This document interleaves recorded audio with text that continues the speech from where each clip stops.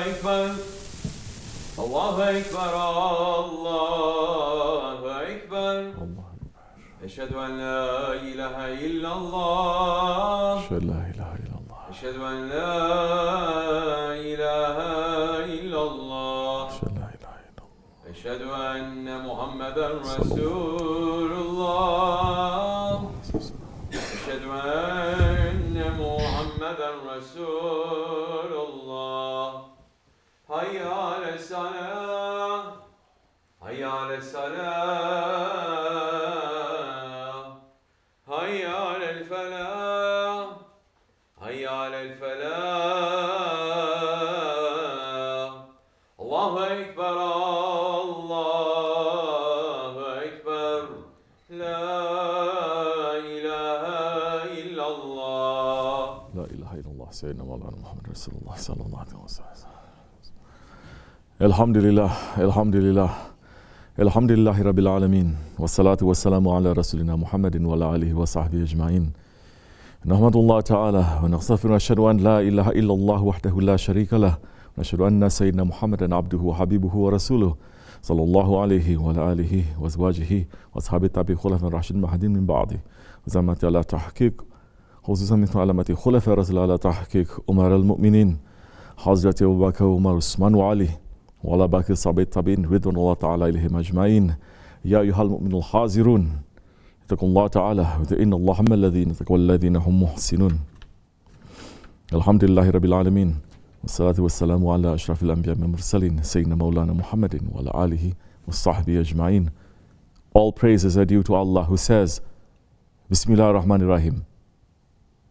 Those who resist Allah and His Messenger will be humbled to dust, as were those before them. For we have already sent down clear signs.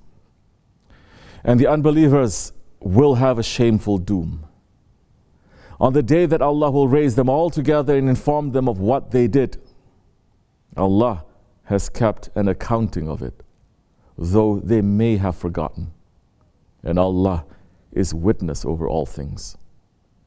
Don't you see that Allah knows all that is in the heavens and the earth?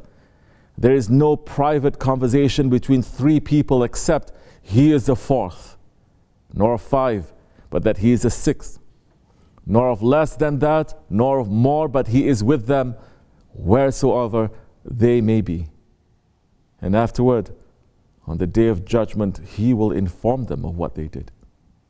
In truth, Allah is the knower of all things.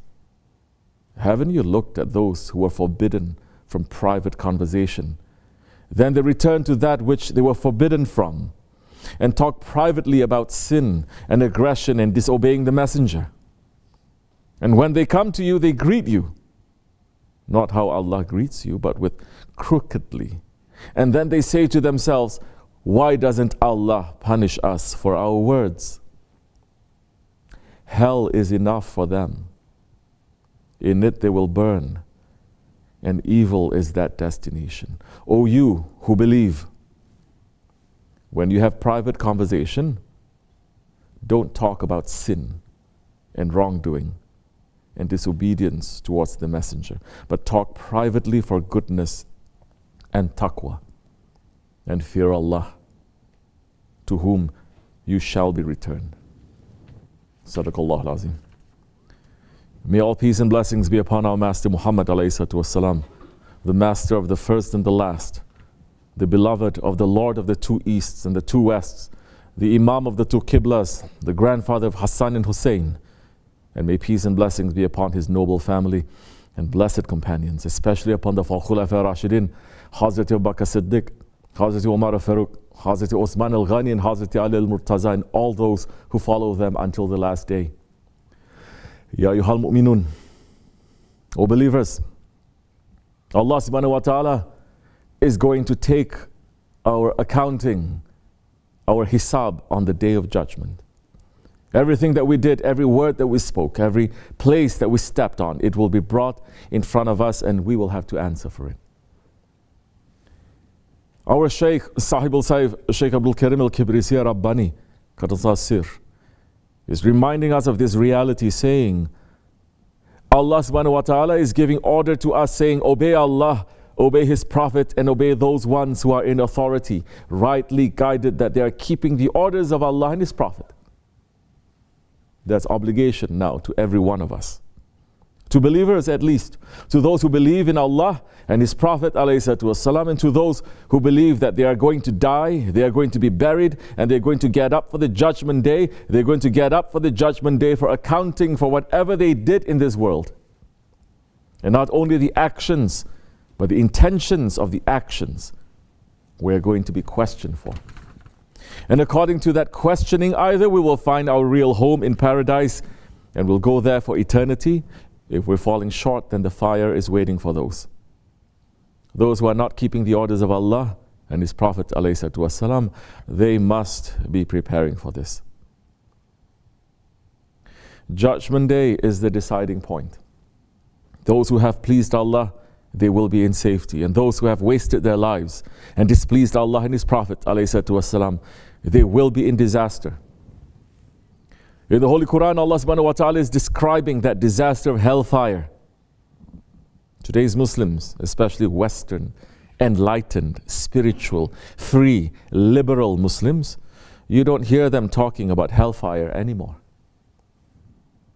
Because Holy Prophet ﷺ said that we will follow the steps, the footsteps of the Jews and the Christians, step by step. The Jews and the Christians, so many, they took hellfire out of their religion.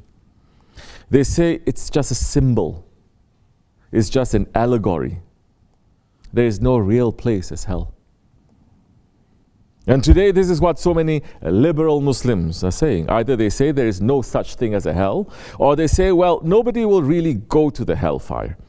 But this is not what Allah, our Creator, the Creator of mankind, the Creator of Jannat and the Creator of Jahannam, He is saying. This is not what Holy Prophet ﷺ is saying in his experiences in the Mi'raj and in his Hadith Sharif.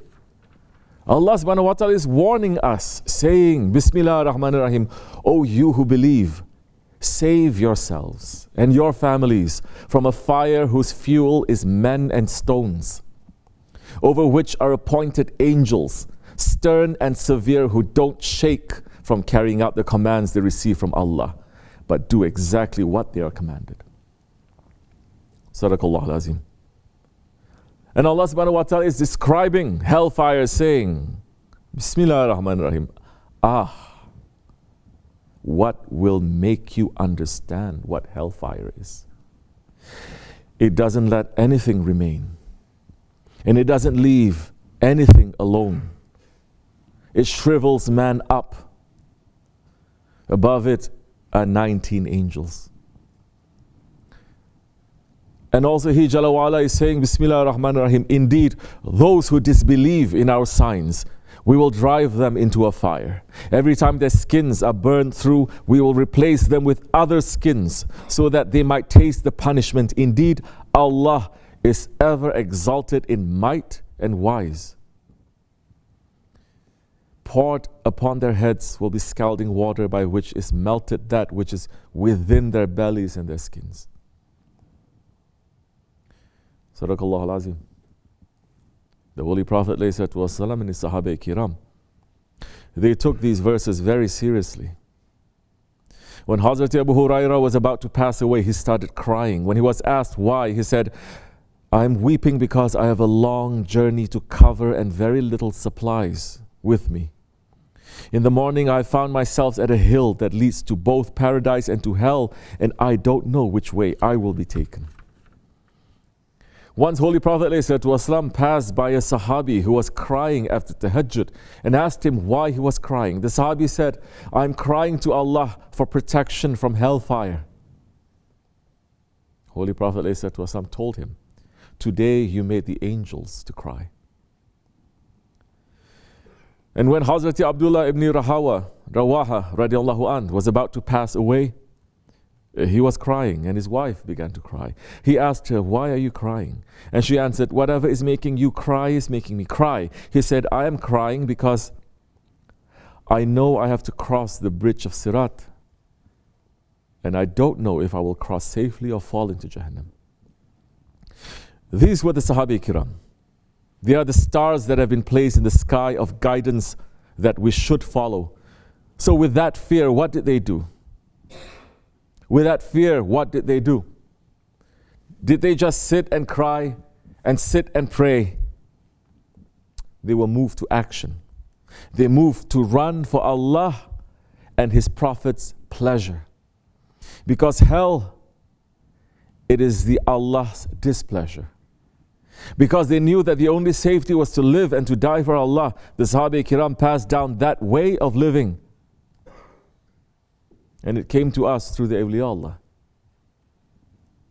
SahibulSaif is saying, Holy Prophet ﷺ is saying, the life of my nation on this earth is between 60 and 70 years. You check yourselves. Put your accounting in front of you. Look how you lived your life after the maturity age. Look what you did, where you ran, how you lived, and why you lived. And if you still have the luxury to run wild, to say, I do as I like, or to run after this world, or to run after your lower self's desires, or to accept the orders from your ego, then you are free. The road is about to finish, to come out from the other side. The breath of life that is given to mankind is counted. 24,000 are given to you daily. Today's people don't know how to take the air in too, shortening their lives. Because there is no ibadat, shortening your lives. Because of not believing in Allah and His Prophet ﷺ, correctly shortening your lives.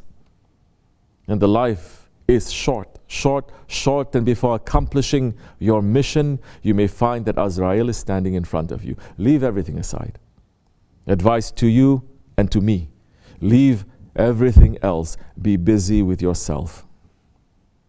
Do a favor to yourself. Be busy with yourself. Fix yourself before Azrael is coming. The tricks and the traps of this dunya, if you are busy with this dunya, then you are not accepting Shaykh.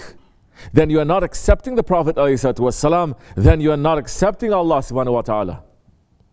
You are just accepting your own ego. You are saying something but living some other lifestyle. This is not what Allah wants from us. Allah subhanahu wa ta'ala sent 124,000 prophets. He sent books. He sent so many awliyas to us to teach us how to live, how to keep ourselves on the Siratul Mustaqim, and how to go out from this world that way. If we keep that, we will be the winner. If not, there are two doors going out from this dunya. Either the door of rahmat, mercy, or the door of curse. If you don't know how to live, if you don't stand on the Siratul Mustaqim, you cannot be reaching to the door of rahmat because you are choosing another road. Dunya road is leading people to the door of curse. Alhamdulillah that Allah subhanahu wa ta'ala has given us a murshid that is guiding us to the door of safety.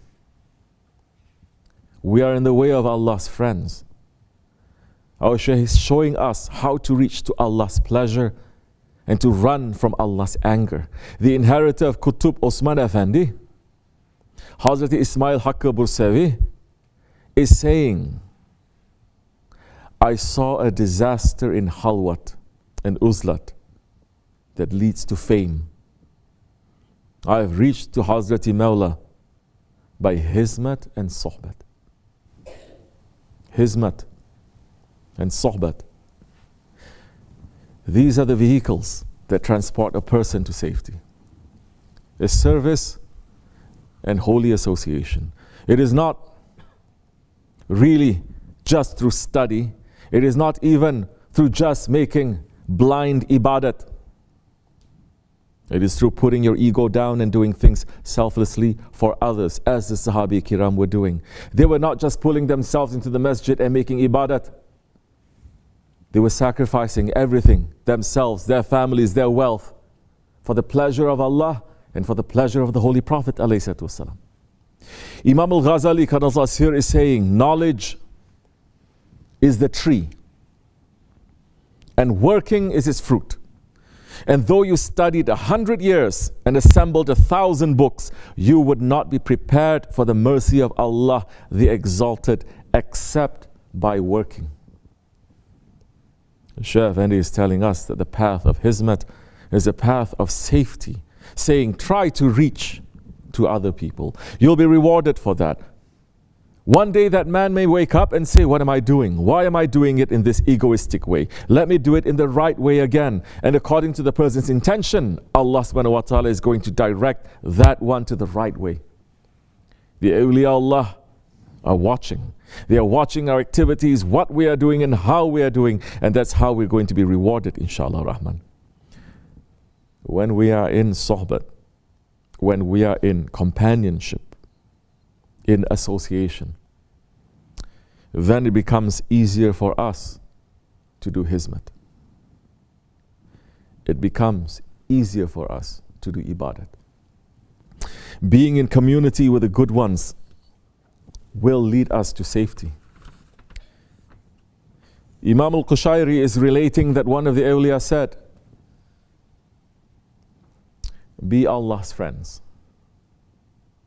And if you are not able, then keep company with Allah's companions, so that the blessings of their companionship brings you to the companionship of Allah. And Hazrat Abu Hurairah radiallahu anh is reporting that on the day of judgment, the servants will be brought between the hands of Allah. And Allah subhanahu wa ta'ala will say to him, did you love one of my awliya so that I can join you with him? And Hazrat Abdullah ibn Masud radiallahu anh said, even if a man were to stand for 70 years worshipping Allah at the Kaaba between the Yemeni corner and the Maqam al-Ibrahim, he would still rise on Judgment Day with those whom he loved. So we must love the right ones. We must be in sohbet with the right ones. We must surround ourselves in our lives with those whom Allah loves and to serve those whom they love.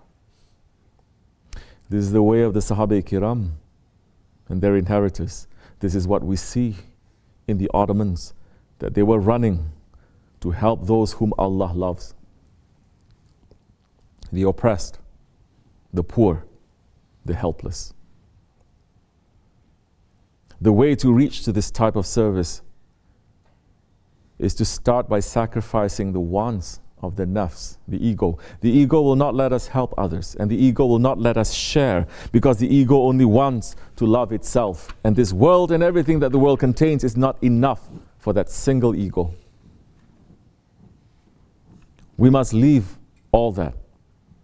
As Allah is showing us Firaun and Namrud, and all the other examples in the Holy Quran for us to take lesson from, not for us to say we are better than that, but for us to take lesson that if we don't, we will become worse than that.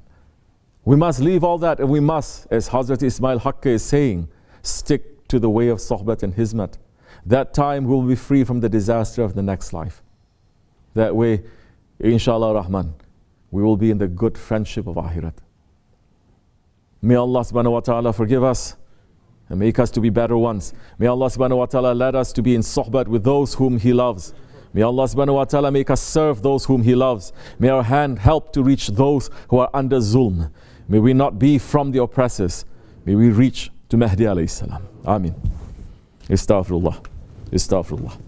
Astaghfirullah al-azim al-lazi. La ilaha illa wa al-hayyul qayyum wa atubu ilayh.